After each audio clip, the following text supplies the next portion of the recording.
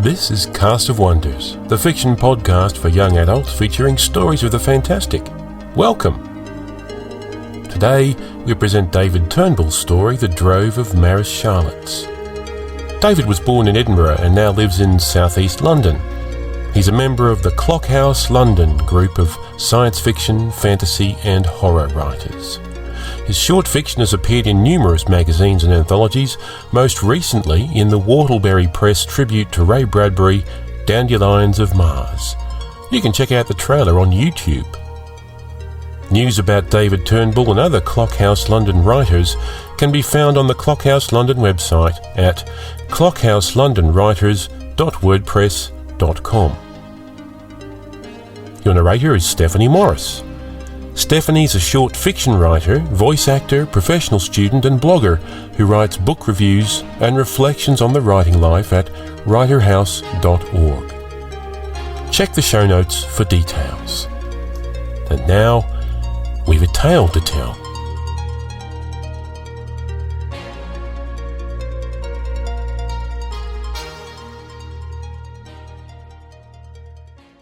The Drove of Maris Charlottes by David Turnbull. Ida spat dirt from her mouth as she rode her weevil through the dust cloud churned up by the drove. These were healthy potatoes, Maris Charlotte crossbreeds, not a hint of blight on their creamy brown skins, none of them with a circumference less than 3 feet. Good rolling stock, too, each one amply rounded so that their tumble was sufficiently smooth and uninterrupted, allowing them to gather a swift forward momentum. There had to be at least 400 head. They were feral and stubborn, not used to human contact. Managing them was going to be a challenging prospect, however. With Ida's father and most of the more experienced drovers felled by influenza, it was imperative that she tried. A drove this size could make all the difference. If the potatoes could be enticed to settle in the 3-acre field that had been cultivated in anticipation of their arrival, there would be sufficient food to see her community through the winter. Astride the speckled shell of her weevil, Ida maintained her position center back of the rolling, tumbling drove, eyes constantly peering through the dust for signs of any attempted breakaway by rogue potatoes. She could see that her crew, most of them inexperienced teenagers like herself, were tired, but she knew she couldn't afford to slow the pace, at least not until they were within sight of the settlement. This expedition had originally been her father's idea. It was something never attempted before, the capture and domestication of an entire drove, an end to the perilous task of sending out hunting parties whom, at best, only managed to bring back half a dozen potatoes with each foray. His vision was to establish a settled drove that could be tended and cultivated season after season, bringing at last an end to the long winters with hardly enough food to see them through. There were, of course, those in the community who said this was a foolhardy proposition, doomed to failure from the start. They called her father crazy and irresponsible. They tried to engineer a vote against him in the assembly and continued to foment dissent even when a clear majority had decided in favor. More than anything, Ida felt that she owed it to her father to try and prove those people wrong. Just ahead of her, one of the potatoes hit a rock, the jagged surface tearing a gash into its skin and gouging out a white chunk of starchy flesh. The potato skidded and skewed away in an awkward and erratic trajectory. In doing so, it hit another rock, causing a deep fissure to split along its dusty skin. This one wasn't going to survive. Ida yanked at the reins, turning her weevil in the direction that the wounded potato was hurtling. Drawing level with it, she unsheathed her machete. A dozen eyes blinked up at her, weeping trails of starch. Seeing that it was in pain, she slashed downward, putting it quickly out of its misery. As they pushed on across the flat miles of the dirt plain, heading ever south to the grasslands of their home, Ida watched the crew maneuvering their weevils to the left and the right of the thundering charge of the Mare Charlottes, using the speedy agility of their six-legged mounts to block and steer the direction of the drove so that it constantly rolled forward like a mighty, unstoppable avalanche of boulders. "Ha!" they cried. "Get along, boys!" The sound of their voices was mainly for their own benefit. The potatoes sensed only vibrations in the ground and the proximity of scents and odors to their porous skin. They could have just as easily been steered in silence. They passed a vast pride of red-skinned Desiree boars, their girth 4 and 5 times bigger than the Mare Charlottes. These gargantuan beasts were nestled down in the sandy belly of a crater, basking in the warmth of the early afternoon sun, eyes shut against the glare of the sun. The Mare Charlottes picked up their pace, instinctively reluctant to encroach on the territory of their larger and far more volatile cousins. 5 miles or so beyond the crater, Ida relented and called a halt to allow the crew to rest. No one dismounted. They ate astride their weevils, gnawing at dark strips of goat meat jerky, vigilantly watching the Mare Charlottes for attempted breakouts. The potatoes were bursting with accumulated energy and ready to roll on the slightest encouragement. Kwame, her father's oldest and closest friend, came riding up alongside of her. His wiry white hair was laden with fine russet-colored dust, sticky sweat winding streaks down his dirty face. He pointed to the distance. "Leah's on her way back." Leah was one of their most proficient riders, and Ida had sent her ahead to scout out the terrain. "Should we ride out to meet her?" More than any of the others, she valued Kwame's opinion. "It might be best for you to hear what she has to report without anyone eavesdropping," he told her. Without waiting for her response, he spurred his weevil on. Ida chased after him. Ida knew from a short distance that Leah had bad news to deliver. She could read the signs in the way her childhood friend hunched her shoulders and avoided direct eye contact as she and Kwame approached. The 3 of them drew level and slowed their weevils so that they circled each other, clashing shells from the closeness of their proximity. Leah was clearly breathless from her ride, and Ida could see from the manner in which her weevil quivered beneath its shell that she had been pushing it remorselessly. "There's a celery colony headed this way," she said. Ida felt as if a hot needle had been plunged into her heart. The marauding celery colonies that prowled the dirt plains were voracious herbivores, devouring every form of plant life in their path, mercilessly and savagely preying on any potato herd they encountered. If they were to get in amongst the Mare Charlottes, there would be utter carnage. "Have we time to turn and run?" she asked. The legs of her weevil churned in the dirt as it circled before the other 2. "They already have the scent of the drove," said Leah. "They're moving this way. Fast." Lost for words, Ida turned to Kwame. "Your father always says that if you can't run, you should attack," came his response. Ida drew breath. Kwame was right. They couldn't possibly hold a defensive line between the colony and the drove. As soon as they sensed the approach of the predators, the Mare Charlottes would scatter and flee. "If we mount an attack, some of us will have to stay back to try and prevent the drove from dispersing," she said. "Your father and I passed through this section of the plain a few years back," said Kwame. "There's a closed gully less than a mile to the east.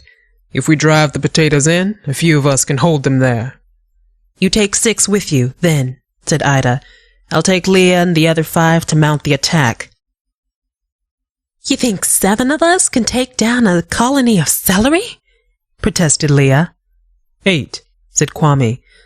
"I can drive the potatoes to the gully with 5, myself to the rear, and 2 on each flank, 1 scouting for strays." "You sure you can get them to the gully?" asked Ida. "I don't see that we have much choice," said Kwame. With Leah by her side and the 6 volunteers bunched in behind them, Ida kept her eyes firmly fixed on the ridge. To the east, a cloud of rusty dust was rising as Kwame and his team pushed the Marish Charlottes toward the sanctity of the gully. Her heart began to pound furiously as the first clump of celery appeared on the apex of the ridge, green plumage of leaves shimmering with menace. Her weevil reared up on 4 legs, antennae trembling in fearful anticipation. Ida patted its head to soothe it. "Hold fast," she told the volunteers. Now the entire colony passed over the ridge, heading straight at them like some pale, ghostly army. Battle pendants of green leaf clusters raised high above them, vermicular root tubers plowing deep furrows into the dry soil in their determined forward advance. Trembling slightly, Ida drew her machete. "Slice down and at an angle," she told the others, demonstrating with a swift slash through the air. "On my word." The volunteers raised their machetes and held their spurs at the ready. Ida waited, sweat soaking her brow and drenching her back, her left hand trembling with the weevil's reins wrapped tightly around it. She could smell the acrid scent of the celery on the wind. It was thick with intimidating malice. She hoped the stench of it wouldn't reach the drove before Kwame had them safely corralled in the gully.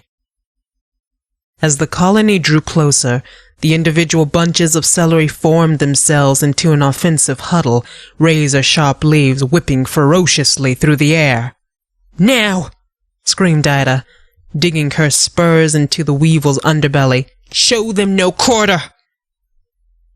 Adrenaline charging her veins, she rode her weevil in amongst the colony, feeling suddenly small and inconsequential as the wan bunches loomed gigantically above her, 8 and 9 feet high. Worried that even a moment of hesitation might cause her to turn and run, she slashed down with her machete, slicing through the raised vertical ridges of one of the advancing stems. Pungent juices splattered her face and stung at her eyes. The celery reacted violently to her assault, bearing down on her with its whipping foliage. One of the leaves caught her shoulder, tearing a gash into the sleeve of her blouse and drawing blood from her forearm. Cursing against the pain, she hacked back, tossing severed leaves into the air with every determined swipe of the machete. The celery reeled and tried to plow a retreat through the soil. Seizing the advantage, Ida drew in the reins and swung her weevil around, swiping and hacking as she went. One last chop, and the celery collapsed like a mighty tree. As the weevil skittered clear, its legs became caught up in the furrowed earth, and it tumbled head over shell, sending Ida flying. Spitting dirt, she scrambled back to her feet. All around her, Leah and the other volunteers were charging and hacking as the colony thrashed its bloody frenzy, slashing red ribbons across their flesh. When she saw that her weevil was on its back, churning its spidery legs as it rocked its shell back and forth to try and right itself, Ida stuck 2 fingers between her teeth and gave a high-pitched whistle. Immediately, the creature rolled over and ran to her, bowing obediently down to allow her to remount. Spurring it on, machete raised high above her head, Ida rode once more into the melee. She saw her cousin, Kieran, reining back his weevil as a bunch of celery bore down on him. The whip of the leaves missed him but cut straight through the skull of his weevil, slicing it cleanly in half. The weevil collapsed instantly, translucent slime oozing slowly from the wound. Kieran dismounted and hacked a wedge with his machete blade into the base of the celery. The leaves lashed at him again. He dodged them and hacked out another wedge, and then another. When the celery teetered, he raised his boot and kicked it on its way. Ida rode toward him and hauled him up behind her on the shell of her weevil. They entered the fray, Ida hacking her machete to the left, Kieran hacking his to the right. "It's a miracle," said Kwame, dabbing stinging ointment onto the latticework of scars that crisscrossed her face and arms. The entire colony routed and you didn't lose a single person. More stubborn-mindedness than a miracle, said Ida, wincing as he tended another cut. We're one weevil down, though. Kieran is going to have to double up with someone else. We should camp here in the gully, suggested Kwame. Give everyone time to rest properly. Cook up a pot of potato broth to lift morale. Let the weevils feed on the peelings. Again, she accepted Kwame's counsel. A potato broth wouldn't just lift morale, it would help everyone overcome their fatigue and regain their strength for the remainder of the ride. The weevils were being driven hard. They too needed food and sustenance if they were going to make it back to the grasslands. 5 minutes later, Kwame returned with a potato he had selected from the drove. His arms were wrapped around its plump girth, muscles straining from the weight of it. He laid it down by her feet. It trembled a little and rocked back and forth, grains of dust falling around it. Its eyes blinked and observed them both. We have another problem, Kwame told her, running his fingers gently over the potato's dappled skin. Feel, he said. Ida did as he asked. In several places on the smooth surface of the skin, her fingers detected little raised knots. She gasped. It can't be. Surely it's too soon for them to be rooting. It's a stress response, said Kwame. You and the others had the smell of the celery all over you. When potatoes feel threatened, their natural instinct is to bury themselves in the soil. If they start digging again, we'll never get them back home, said Ida. She could feel the situation slipping away from her again. How long do you think we have? Kwame shrugged his shoulders, creasing his wrinkled brow. Maybe a day if we're lucky. Can we do it? She asked. Can we get back in a day? We should make the broth, was his reply. But 2 hours sleep is the most we can allow. Then we have to roll the drove.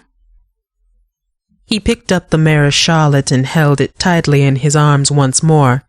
He'd selected a fine specimen. The broth would be good and hearty.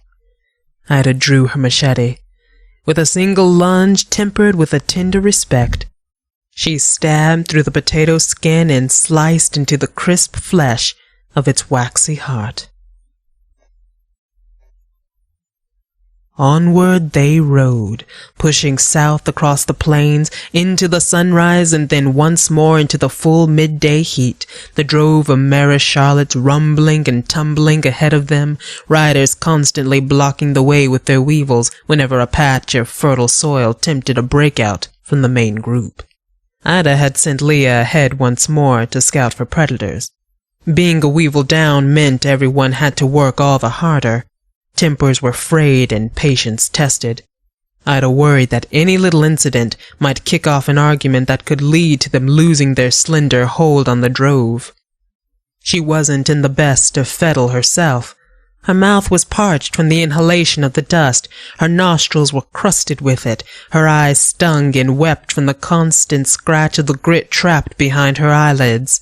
Her back ached, her thighs were chafed from the rubbing motion against the camber of the weevil shell.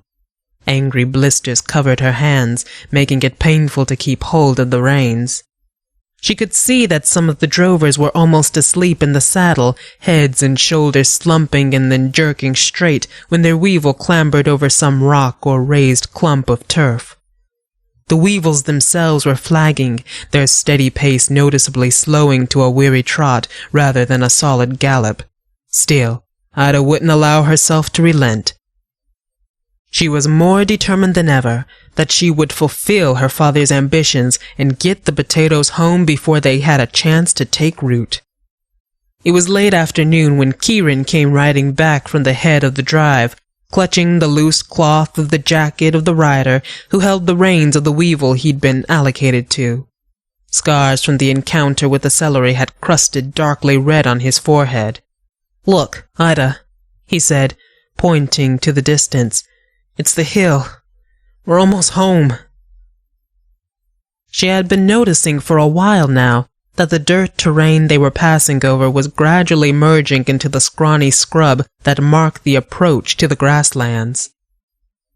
She looked through the clouds of dust to where Kieran pointed, and her heart soared when she saw the green hill rising up in a pronounced hump from the flat plain. On the other side of that hill was their settlement. She imagined the smug looks on the faces of the doubters. Another sunset approaching, and still no sign of the drovers' return. But if they maintained their current pace, she felt sure that they could make it around the hill and be driving the potatoes along the track by dusk. See what they have to say for themselves, then, she thought. Now Kwame came alongside her, his weevil dancing in the dust. He tugged the reins to slow its pace. "Leah's on her way back," he said. Sure enough, Leah's weevil could be seen, deftly skirting the lower slope of the hill. Again, Ida and Kwame rode out to meet her, and again, Leah was the bearer of bad news. "There must have been heavy rains over the past week," she said. "The track is like a mud bath. We'll never be able to drive the potatoes along it." Kwame agreed with her. "If the drove gets anywhere near soft mud, they'll settle in, and we won't be able to budge them." Ida felt a deep rage go shuddering her. Does every single thing have to stack itself against me? She looked up to the green hill. For as far back as she could remember, that hill had been their shelter from the winter winds and the landmark to guide home anyone who became lost on the dirt plains. Now, it was possibly the last insurmountable barrier that might ruin everything they had strived so hard to achieve. For a moment, all seemed lost. She thought of her father and the others who had taken to their sickbeds before she left with the drovers. They would be weakened from the virus, and without an accessible food supply, they might never recover sufficient strength to see them through the harsh winter. She looked again at the hill rising before her. "I have an idea," she said, and spurred her weevil. On Ida's bidding, the drovers assembled at the foot of the hill, astride their poor, worn-out weevils. Their exhausted faces were layered with dust and dried blood. Ida could see from their mood and their deportment that they were all painfully deflated and demoralized. "My father had a dream," she told them. "It was a dream we all shared. Yesterday, some of us almost lost our lives fighting to defend that dream. We owe it to ourselves and to those waiting for us at the settlement to finish what we started." "But how?" asked someone. "You know we can't drive the potatoes along the track." "We should have listened to those who said that this would never work," grumbled someone. She couldn't quite see whom. "They're rooting already," said Leah. "We don't have time to scout another way around the hill." "Why would we drive them around the hill when we can drive them over the hill?"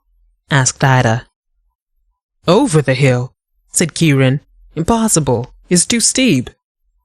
"On the other side of the hill is the field that we cultivated," Ida reminded them all. "We each had a hand in that, removing the boulders and turning the soil, turning it again and again. Didn't we all fetch pails of fat worms from the mire so they would break it down further? The soil in our field is deep and moist, and the potatoes we have driven all this way are so desperate to root. All we have to do is get them up to the top of the hill. Once they bathe in the earthy smell rising up from our field, they'll willingly roll down the other side of their own accord." "Can't we just let them take root on the track?" asked someone. "We would know exactly where they were whenever we needed to harvest them." "It wouldn't work," said Ida. "As soon as their offspring matured, they would scatter back to the dirt plains and we would have to revert to sending out hunting parties. In the winter, our tables would be empty. Have we not prepared paddocks next to the field so that the offspring can trundle free within the boundaries of the fences?" "Ida is right," said Kwame. "We have to try this. Remember the broth last night. Remember how fine it tasted. Just think what it would be like to taste broth like that every night.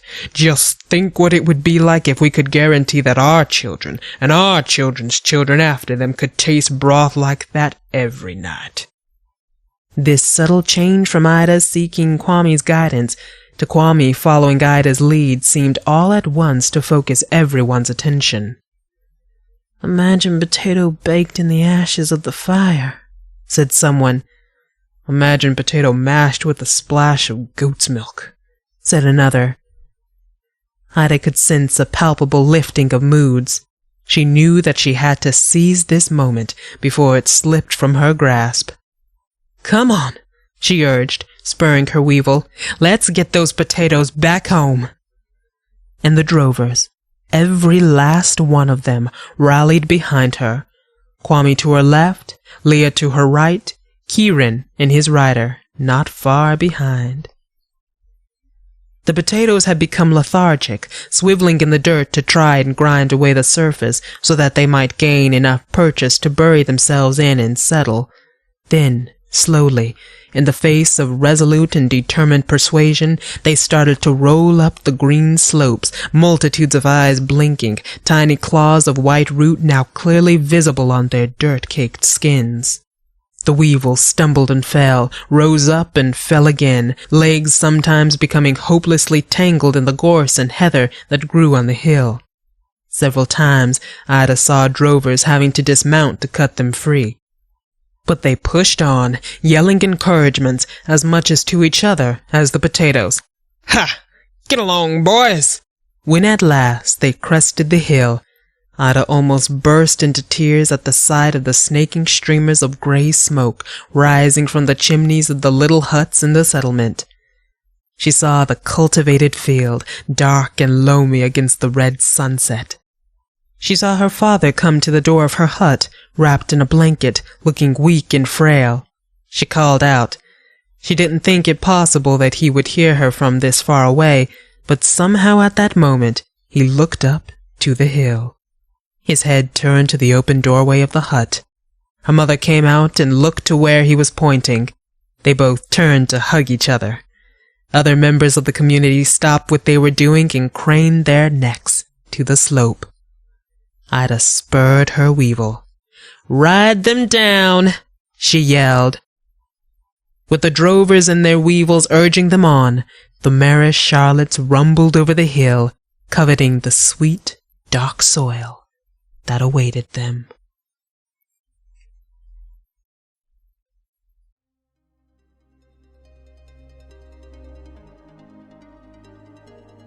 And so ends The Drove of Marish Charlottes. David says he often gets ideas for his stories by asking the question, what if? In the case of The Drove of Marish Charlottes, the question he posed himself was, what if people were the size of weevils and potatoes evolved into rolling herds of living creatures? The story developed from that premise. If you enjoyed The Drove of Marish Charlottes, you might like to try another of David's stories, The Lucky Ones, which features, amongst other things, a robotic wasp discovered by a ragtag tribe of survivors on an abandoned and dying future Earth. It's available to download from Alfie Dog Fiction. Check the show notes for details. Folks, Cast of Wonders needs your help. We love bringing you free stuff as much as you yourself love free stuff, but it does cost us money to produce this podcast.